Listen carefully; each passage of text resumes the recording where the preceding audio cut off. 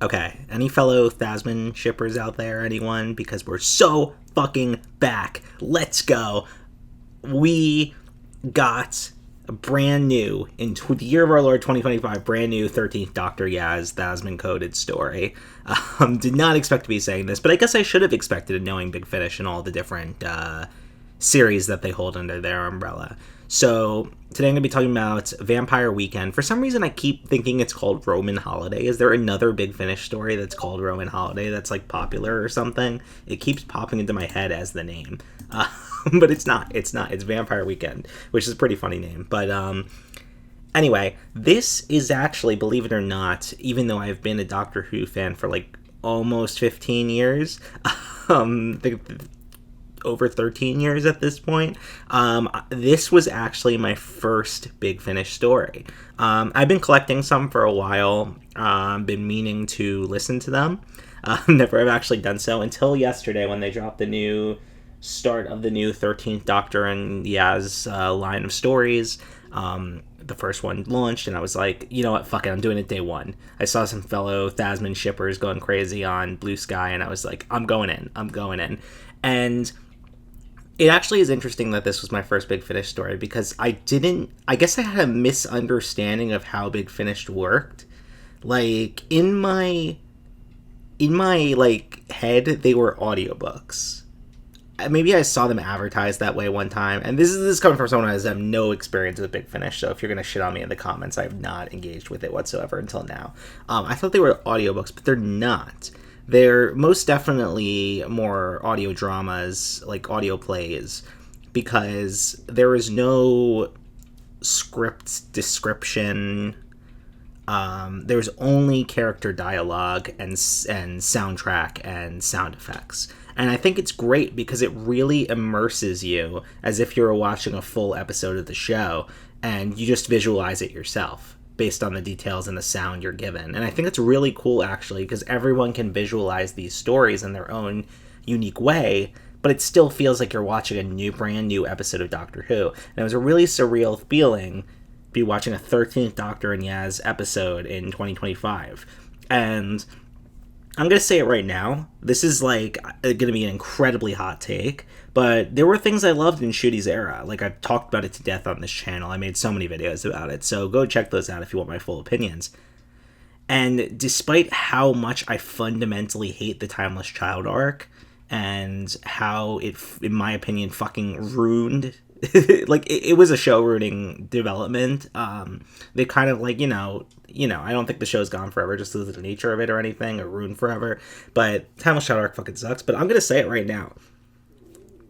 I think the 13th Doctor era is better than the 15th Doctor era. I'm sorry. I'm gonna say it. I think there's more good stories and more good character there.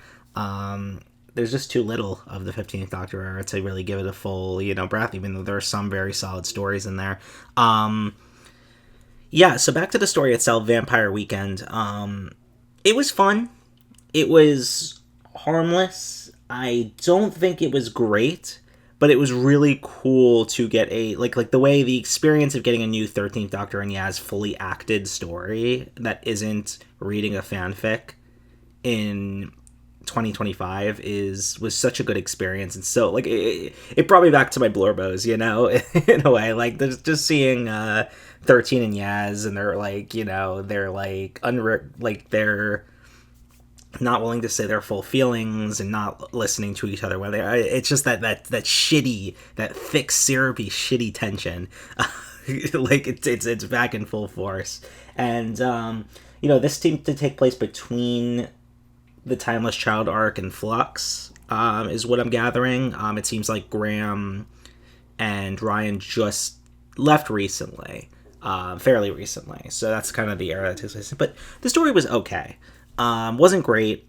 I think for an audio drama, it had too many characters, because it was hard to tell between, like, some of the different voices. And I think some of the voice actors, if I remember correctly from the interview that I, listened to after, some of the voice actor played multiple roles. So, yeah, it was a little, hard to keep track of who was who in terms of the side characters that aren't characters you already know.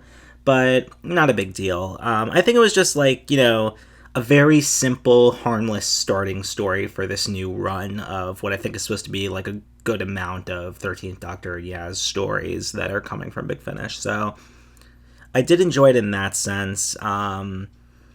There was some non-binary representation in there, which was cool, but I think it was, I don't know, it felt a little like, so one of the things that the vampires like using their abilities, long story short, using their abilities to, you know, make people tell their truths, and that stuff about that comes out in a conversation that Yaz has with one of her friends. And yeah, it felt a little forced and shooed in for the sake of representation, which I like when it's more natural and smooth and integrated into the story. And this is really like, you know, this was like this just felt like it was there for the sake of having that representation, which was like, not the best, but I'm still happy it was there regardless. I hope that character comes back.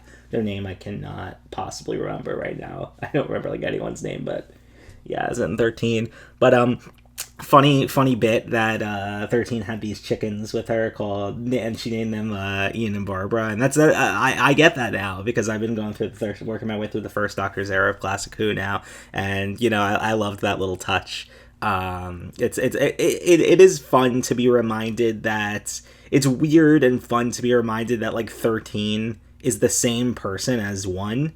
You know, like the first Doctor, that grumpy old man, is like the same person as the 13th Doctor. It's very interesting whenever I get those like shocks of reminder like that. It's very odd, but yeah, it introduces like this huge lore surrounding vampires, and I think I saw on like a Broke Canon episode on YouTube, like which is like a series that the channel Davis does. I don't really follow them anymore just because I won't get into it. I've decided that I don't want to watch their content anymore.